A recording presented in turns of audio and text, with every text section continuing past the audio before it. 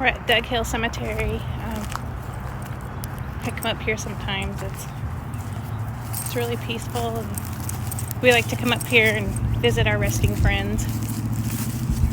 Here we are. Here's our resting friends. Pay our respects. Cemeteries are very peaceful, beautiful to walk around.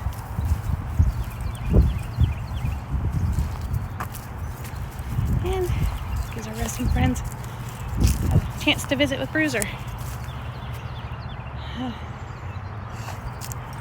He likes to walk around here too. So, take Bruiser walking around,